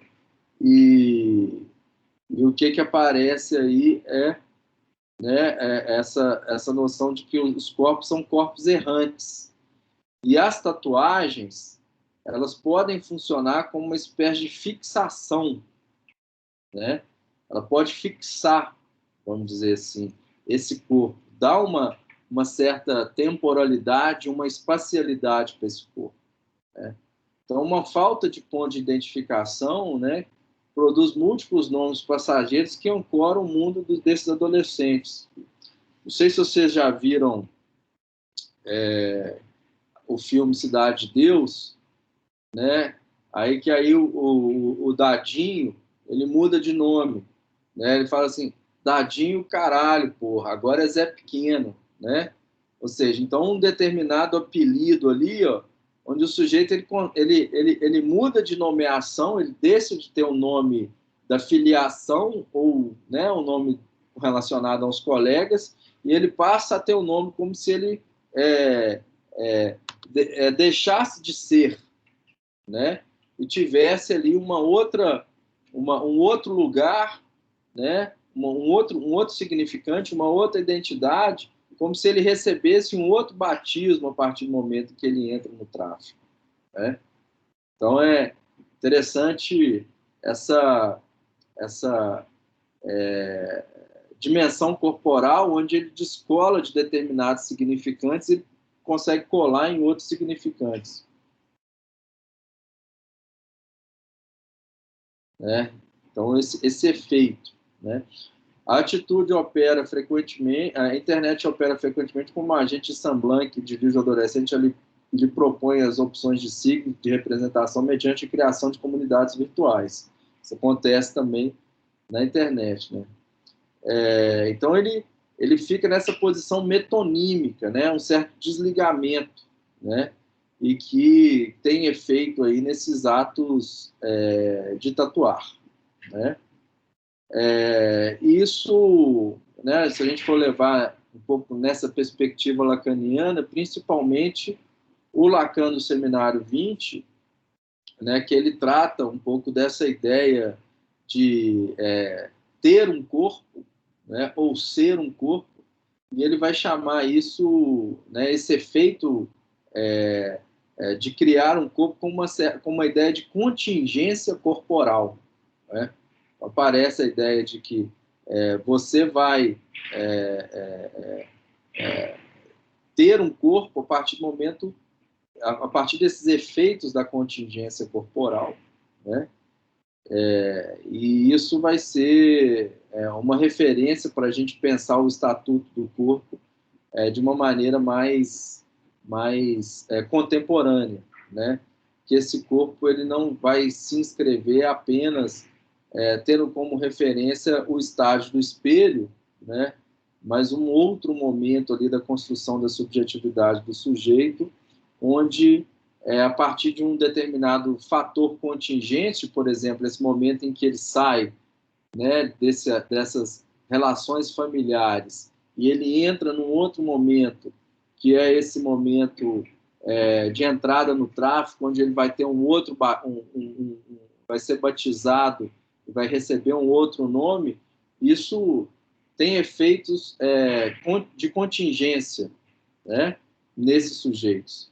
E esses efeitos de contingência, eles dizem respeito aí à formação de um novo corpo e, consequentemente, deles se tatuarem de uma outra forma, né? Então, tem todo esse efeito nesses sujeitos aí, né? Então, depois eu vou mandar para vocês esse artigo também, tá? Esse artigo que eu publiquei no livro. Cadê o livro aqui? Deixa eu ver se eu acho.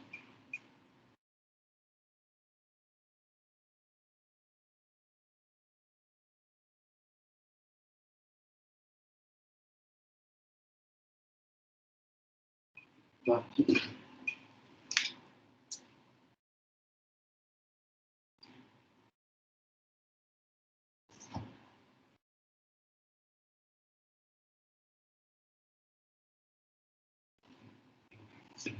Esse livro aqui que eu organizei,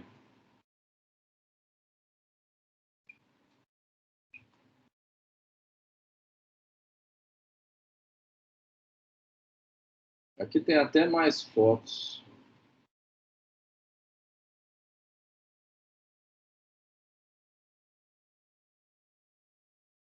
Aqui tem o palhaço, foto do palhaço. Vocês estão vendo aí?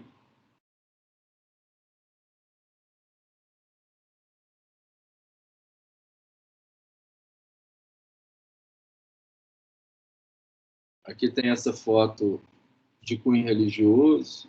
Professor, eu não tô vendo porque tá muito pequenininho, que eu acho que você compartilhou com computador.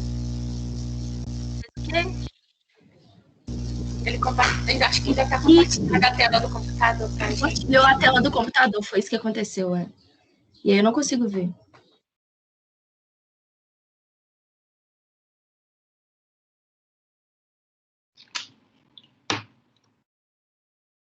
É isso, assim, passar para vocês um pouco de uma forma mais rápida aí esse texto, porque ele tem várias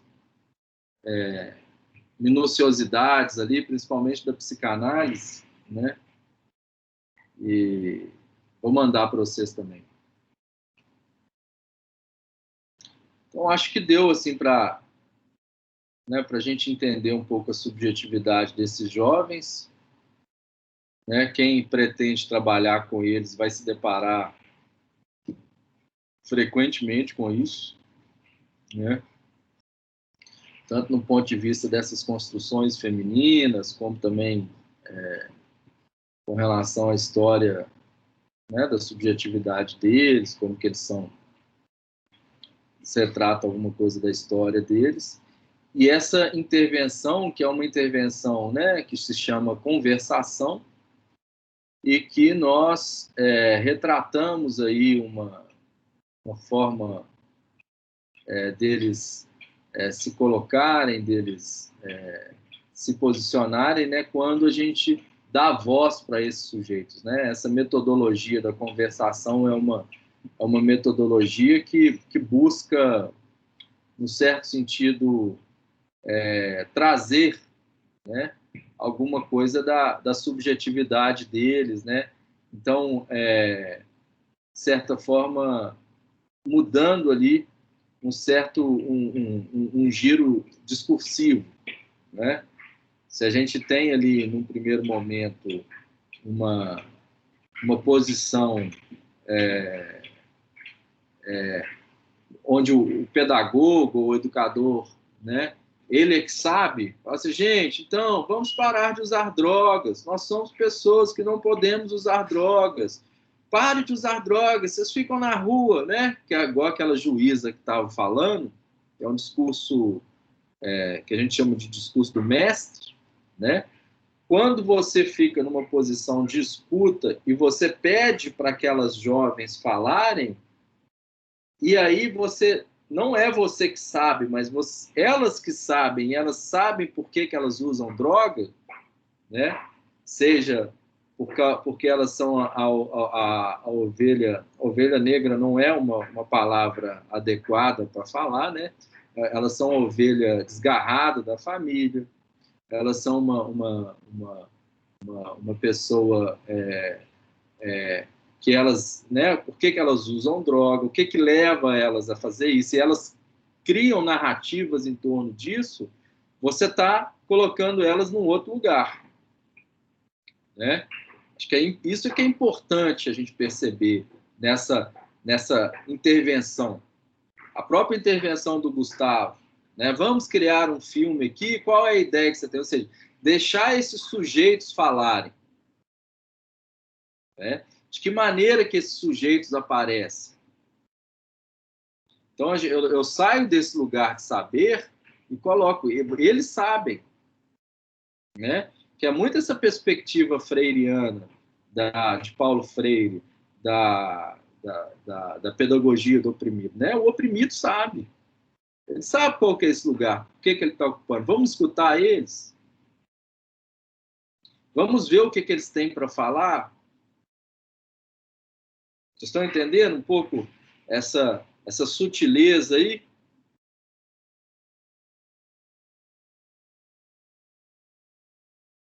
Estão vendo essa diferença? Conseguem perceber isso? Sim, professor.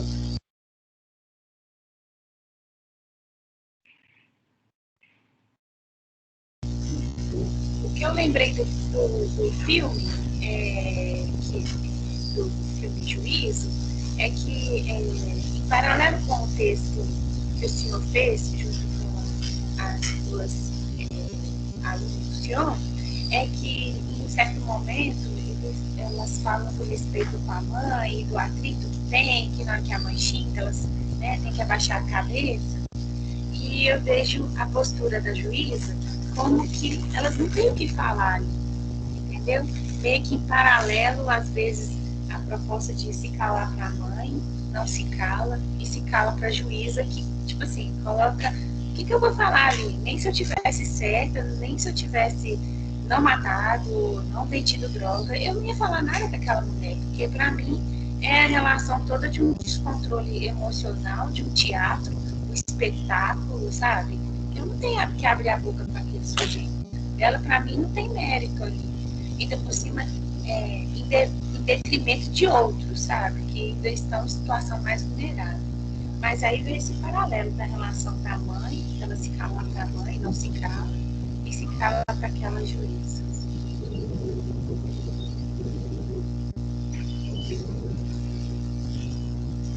E você viu aquela outra, por exemplo, não, eu não me arrependo do que eu fiz, né? Porque ela queria até sair de perto da mãe, né? Aquela menina, né? Impressionante aquela, né? Não, com certeza ela sofria algum tipo de abuso ou violência dentro de casa, que também não falou, né? Ou até na comunidade dela, que a gente sabe que isso é muito latente. E, assim, ainda colocou a menina como cheia de marra, sabe? Tipo assim, não enxerga o que está diante, porque não vive, não compartilha nada, não sabe, a realidade é outra. É a mesma coisa você achar... Eu vi um vídeo do cara falando de alimentação para pessoas em privação de liberdade, e ele falando que requeria uma alimentação mais sofisticada, mais requintada, né? Para pessoas que comeram a vida inteira arroz e feijão, comer uma lagosta, tipo assim, não vai ter nexo e vice-versa para uma pessoa que comeu a vida inteira lagosta, velho. não vai adiantar. Se você não vive, se você não cai no mundo igual, às vezes, uma experiência antropológica, você pode até, pelas nuances, pelos arquétipos que as teorias abarcam, eu acho que a gente pode se aproximar. Mas a vivência daquele sujeito, a experienciação é só dele. É isso que a gente tem que sempre ter uma porta aberta para esse sujeito ter a voz plena dele ali nesse processo, sabe? Essa é a minha viagem, né? Não sei também, né, professor?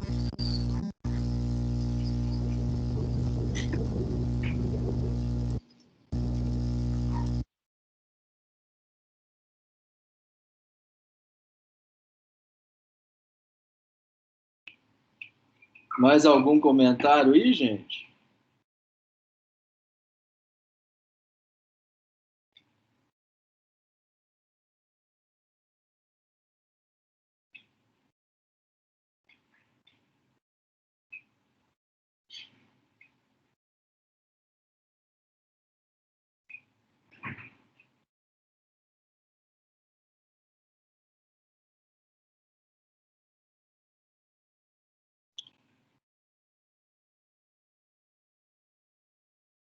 Ô, gente, então aqui, dando uma olhada aqui na agenda, tá? Nós vamos agora, na semana que vem, né, dia 8, a gente tem uma atividade assíncrona, tá? Que vocês vão fazer uma atividade, vão fazer um fichamento desses textos do Fanon, tá? Que vocês vão trabalhar, do Frantz Fanon, que é uma referência aí para a gente pensar essas questões raciais, essas questões do racismo, né? Que vai valer 10 pontos, tá bom? Depois, né, a gente vai ter uma outra aula, que é uma aula só no dia, porque tem carnaval, né? Aí na semana seguinte não vai ter aula. Aí depois a gente vai ter uma atividade, outra atividade assíncrona, tá? Vocês vão assistir o filme A Vizinhança do Tigre, tá bom? Então, vocês vão assistir o filme e vão ler esse texto que eu escrevi, que eu vou mandar para vocês, os nomes do laço social, né? Depois a gente vai ter, então, 3 atividades assíncronas seguidas agora. Tá? Tudo bem para vocês ter essas atividades assíncronas seguidas? Vocês preferem uma síncrona no meio? Como é que vocês estão aí?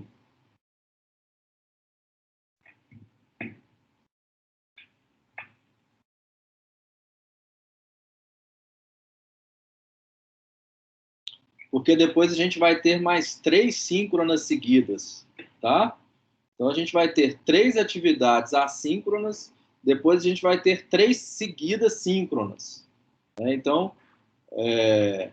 aí que é essa outra atividade também, que vocês vão fazer um fichamento da jornada do Desembola na Ideia. Vou mandar para vocês o link.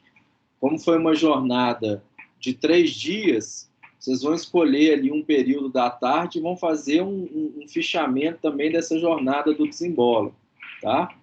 Então aí, nós vamos ter 3 atividades, então, assíncronas, né? Na semana que vem, no dia 23 e no dia 2 de março, tá? Então, vão ser 3 atividades que vocês vão fazer as atividades e vão postar no Moodle.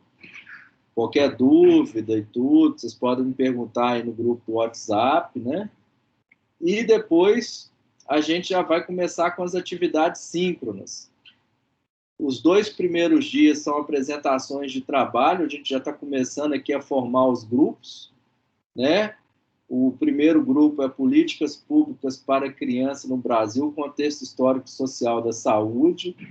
O segundo grupo é o texto do Walter Wood, Redes, Possibilidades, Metodologias para uma Prática Inclusiva. Então, a gente já está começando a formar. Na outra semana, também, aula assíncrona. O texto é o texto da Sandra Carvalho, a categoria da praxe em pedagogia do oprimido, né? E o outro texto é o texto da Maria da Glória Gon, Educação Não Formal da Pedagogia Social, né? E depois, no dia 23 de março, vai ter uma apresentação das pesquisas das minhas mestrandas, e no último dia, a palestra da Adriana Gontijo, né? Então, aqui, já mostrando aqui quais são os caminhos, né? Então, essas 3 últimas aulas são aulas síncronas, as 4 últimas aulas são síncronas, e as próximas 3 aulas são aulas assíncronas, tá? Aula assíncronas. Lembrando aí dessas atividades, tá ok?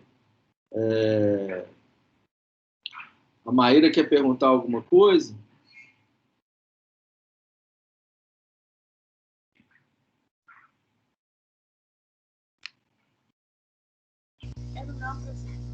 Quero não, professor. Aqui eu tirei, não foi. Não me obedeceu.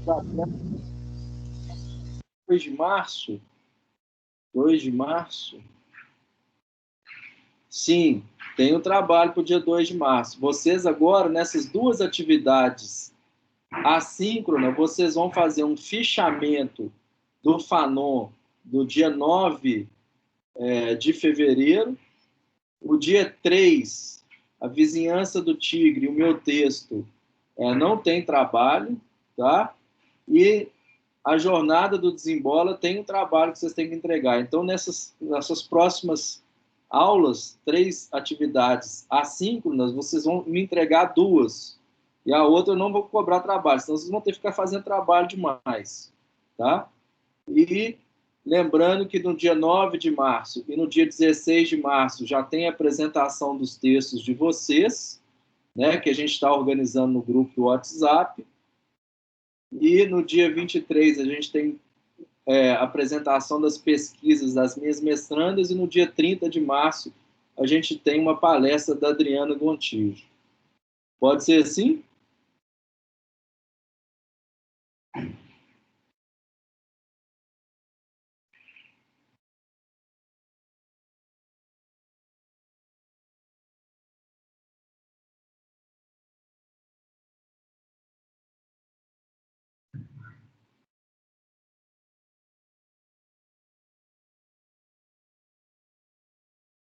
Tá tudo no programa direitinho, tá, gente? Eu vou explicando também, eu vou mandando o áudio no grupo de WhatsApp. Todo mundo aqui que está no Microsoft Teams está no grupo do WhatsApp?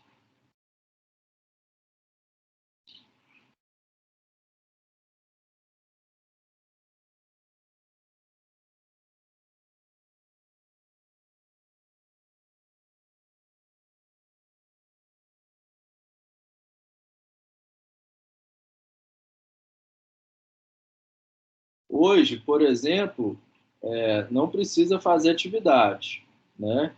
Hoje não tem atividade. Hoje foi só uma apresentação minha, né, dessas intervenções aí que eu fiz, né? Certo? Atividades que vocês têm que fazer é fichamento do texto A Questão Social, uma reflexão sobre arte, política e educação, né? Estudo dirigido do filme O Juízo, né? Agora, na próxima semana, fichamento do texto do Fanon, fichamento do texto e do filme do Gustavo, né? Próxima atividade, comentário de uma mesa jornada do Desembola, né? E os seminários também vão valer ponto, né? Participação e pergunta nas palestras das mestrandas e da palestra da Adriana Gontijo, e uma autoavaliação de 10 pontos. Isso que vocês têm que fazer. Então, a atividade de hoje não vale ponto, tá ok?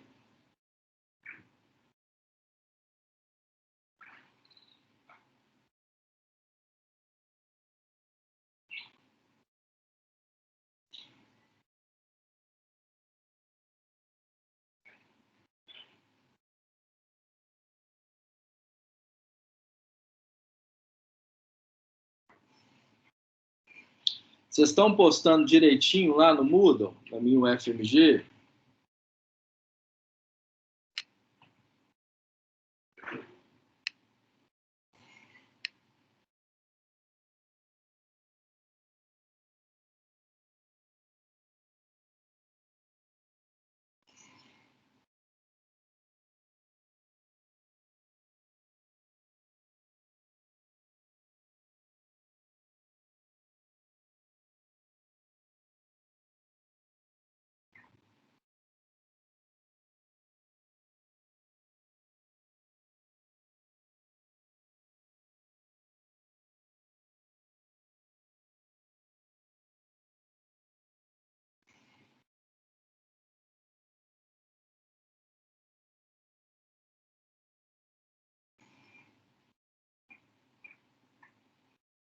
Então, gente, vocês estão postando direitinho lá?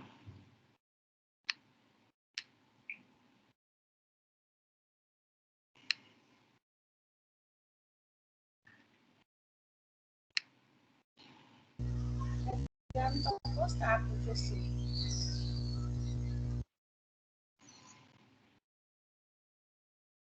Aí tem as atividades, né? A questão social, reflexão sobre o texto do Safato e Gustavo Jardim, filme O Juízo, Fanon e a questão social, Jornada do Desembola e autoavaliação. São essas atividades aqui que vocês têm que colocar, né? Vamos olhar aqui, ó.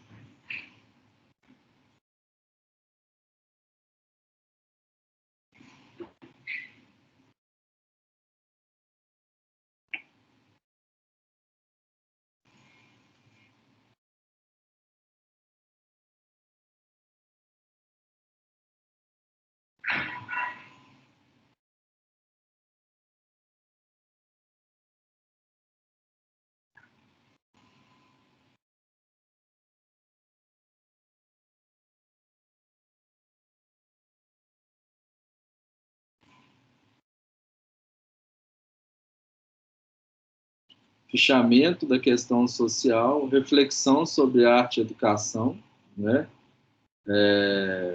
Estudo dirigido sobre a questão racial, comentar da mesa Desembolo, né, da jornada do Desembolo, seminário e apresentação que vocês vão fazer e a autoavaliação.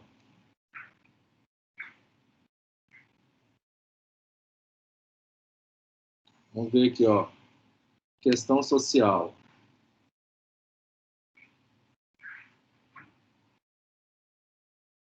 Só 9 me enviaram. Tem que me enviar mais, hein, gente? Deixa para o final, não. Reflexão sobre o texto. Só 5 me enviaram. O que? Vocês não estão conseguindo fazer, não? Filme O Juízo. Só 2 me enviaram.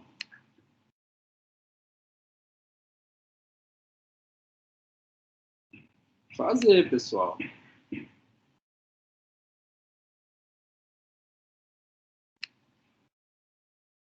Combinado?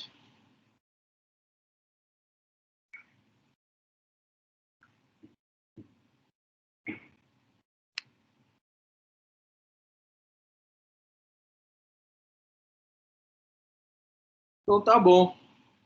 Boa semana aí para vocês, meninas, tá? Coragem.